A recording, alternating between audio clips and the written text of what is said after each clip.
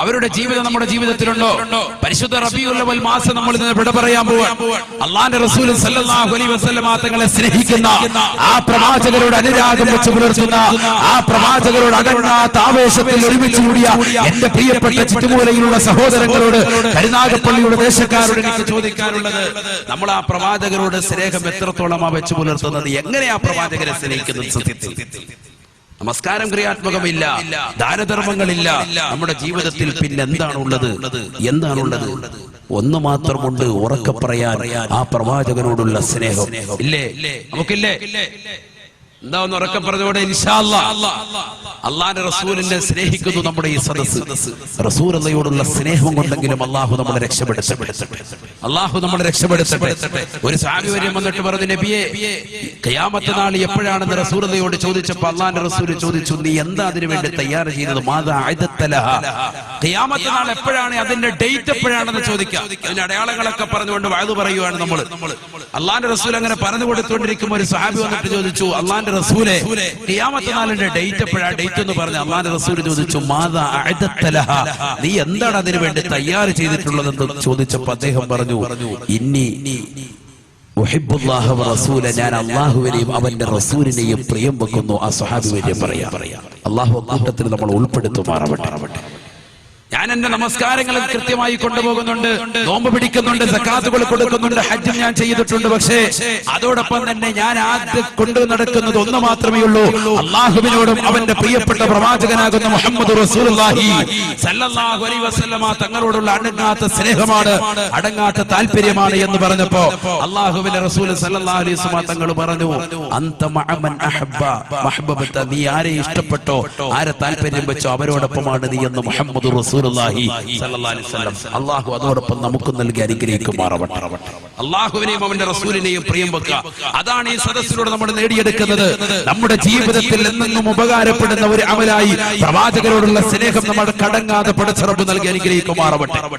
ബഹുമാനപ്പെട്ട സയ്യിദുന ഉമർ ഇബ്നുൽ ഖത്താബ് റളിയല്ലാഹു തആല അൻഹു അല്ലാഹുവിന്റെ റസൂലിന്റെ അടുക്കലേക്ക് കടന്നു ചെന്നപ്പോ, റസൂലുള്ളാഹിയുടെ അടുക്കലേക്ക് വീട്ടിലേക്ക് കടന്നു ചെന്നപ്പോ അല്ലാഹുവിന്റെ റസൂൽ ഒരു പായിൽ അങ്ങനെ റസൂലുള്ളാഹി എണീറ്റിരുന്നു. റസൂലുള്ളാഹിയുടെ ശരീരത്തിലേക്ക് നോക്കിയപ്പോ ആ കടന്നതാകുന്ന ഈന്തപ്പന ഓല വിരിച്ചതാകുന്ന പായയുടെ അടയാളങ്ങൾ റസൂലുള്ളാഹിയുടെ ഭൂമേനിയിൽ സുന്ദരമായ ശരീരത്തിൽ അടയാളം ചെയ്തിട്ടുണ്ട്. നമുക്കറിയാം, പഴയ പാവിരിച്ച് കിടക്കുന്ന ഒരു സമ്പ്രദായം പഴയ തലമുറക്കാർക്കറിയാം. ആ പായിൽ നെഴിയിക്കും അതിന്റെ അടയാളങ്ങൾ ശരീരത്തിൽ പതിഞ്ഞിരുന്നു. ഹബീബായ റസൂലുള്ളാഹി സല്ലല്ലാഹു അലൈഹി വസല്ലം പട്ടുമത്ത പ്രവാചകർ സല്ലല്ലാഹു അലൈഹി വസല്ലം തങ്ങൾക്കില്ല. അല്ലാഹുവിന്റെ റസൂൽ സല്ലല്ലാഹു അലൈഹി വസല്ലമ തങ്ങൾ അങ്ങനെ തെറ്റിദ്ധരിച്ചവർ, ദുനിയാവിന്റേതാകുന്ന പർദീസയിൽ വിരാജിച്ച ഒരു വ്യക്തിത്വമാണ് അഷ്റഫുൽ ഖൽഖ് മുഹമ്മദ് റസൂലുള്ളാഹി സല്ലല്ലാഹു അലൈഹി വസല്ലമ തങ്ങൾ എന്ന് കരുതിയവർക്ക് തെറ്റുപറ്റി. റസൂലുള്ളാഹി സല്ലല്ലാഹു അലൈഹി വസല്ലമ തങ്ങൾ എണീറ്റിരുന്നു. ഹഫ്സ ബീബി റളിയല്ലാഹു തആല അൻഹ വീട്ടിലുള്ളത് അല്ലാഹുവിന്റെ റസൂലിന്റെ പ്രിയപ്പെട്ട ഭാര്യയാണ്, ഉമർ ഇബ്നുൽ ഖത്താബ് തങ്ങളുടെ മകളാണ്. അതുകൊണ്ട് തന്നെ അടുക്കളയിലേക്ക് ബഹുമാനപ്പെട്ട ഉമർ ഇബ്നുൽ ഖത്താബ് തങ്ങൾ പോയി നോക്കി. അടുക്കളയിൽ പോയി നോക്കിയപ്പോ അവിടെ കാണാൻ കഴിയുന്ന തൊലി ഗോതമ്പിന്റെ അല്പം റൊട്ടി മാത്രമാണ് കാണുന്നത്. ഏതാനും അല്പം തൊലി ഗോതമ്പ് മാത്രമായാണ് ഇവിടുന്ന് കാണുന്നത്.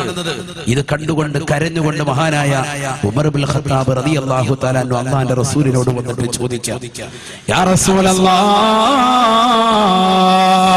കിസ്റാ وكيسر ينامان على فراش حرير وأنت رسول الله. ഹബീബായ നബി സല്ലല്ലാഹു അലൈഹി വസല്ലമ തങ്ങളെ കിസ്റയുടെയും കൈസറിന്റെയും കോട്ടകൊത്തകങ്ങൾ പിടിച്ചടക്കിയതാകുന്ന ആളുകൾ സുന്ദരമായിട്ട് കഴിയുകയാണ്. ക്രൈസ്തവരാകുന്ന ആളുകൾ സന്തോഷത്തോടുകൂടി കഴിയുകയാണ്. അവർക്ക് എത്ര റാഹത്തായ ജീവിതമാണ് നബിയെ. അവർ പട്ടുമെത്തയിലാണല്ലോ വസിക്കുന്നത് നബിയെ. വഅൻത റസൂലുള്ളാഹ് വഅൻത റസൂലുള്ളാഹ്.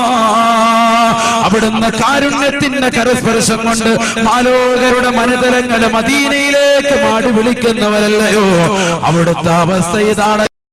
പട്ടുമെത്ത അവിടുത്തേക്കില്ല, കഴിക്കാൻ ഭക്ഷണമില്ല, കുടിക്കാൻ കുടിനീരുകളില്ല. എന്തൊരു ദാരിദ്ര്യമാണ്, ദാരിദ്ര്യമാ. വഅൻത റസൂലുള്ളാഹ്, ഇതങ്ങോട്ട് പറഞ്ഞുകൊണ്ട് ബഹുമാനപ്പെട്ട ഉമർ ഇബ്നുൽ ഖത്താബ് റളിയല്ലാഹു തആല അൻഹു അല്ലാഹുവിന്റെ റസൂലിന്റെ മുന്നിൽ വെച്ചുകൊണ്ട് പൊട്ടിക്കരഞ്ഞുകൊണ്ടിരിക്കുമ്പോ റസൂലുള്ള തോളോട് കൈ ചേർത്ത് വെച്ചുകൊണ്ട് പറയുകയാ യാ ഉമറോ അല്ലയോ ഉമറേ ഉമറേ ഉലൈക ഖൗമുൻ ഉജ്ജിലത് ലഹും ദുനിയാ ഈ ഭൗതികമാകുന്ന ജീവിതമാണ് അല്ലാഹു സുബ്ഹാനഹു വ തആല അവർക്ക് നൽകിയിട്ടുള്ളത്.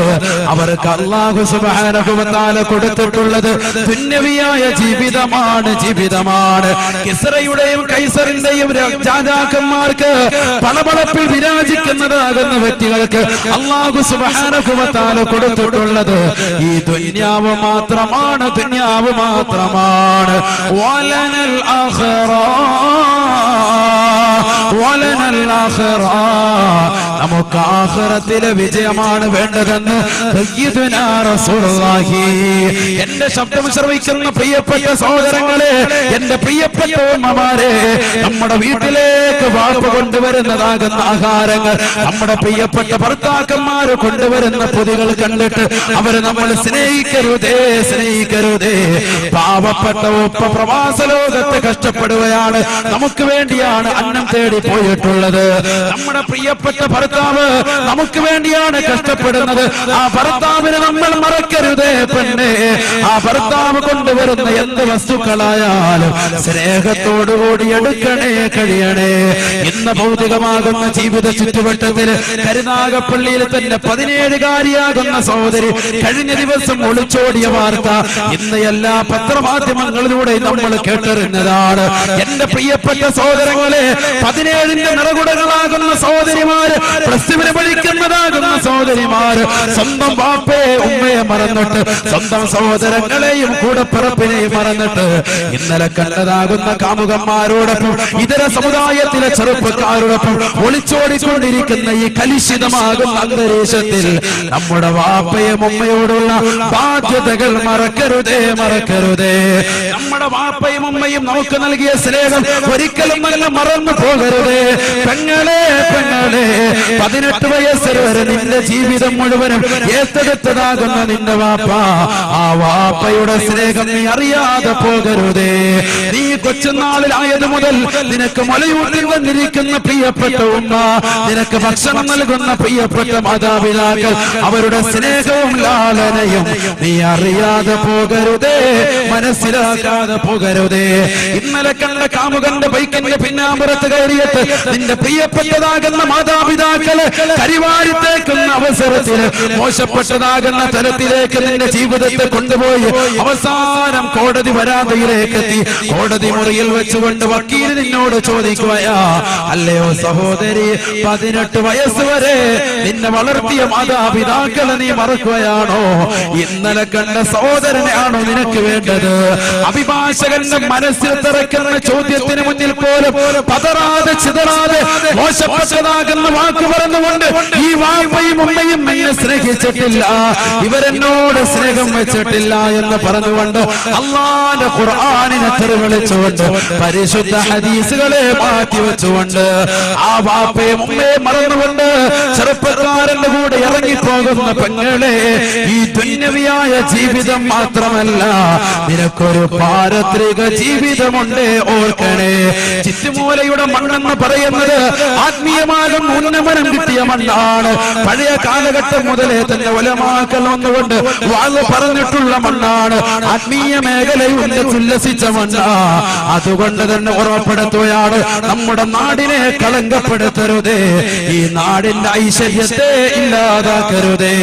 നമ്മുടെ പ്രിയപ്പെട്ട ഭർത്താവ്, നമ്മുടെ പ്രിയപ്പെട്ട മാതാപിതാക്കൾ നമുക്ക് നൽകുന്ന സ്നേഹങ്ങൾ സഹോദരിമാര് തിരിച്ചറിയണേ.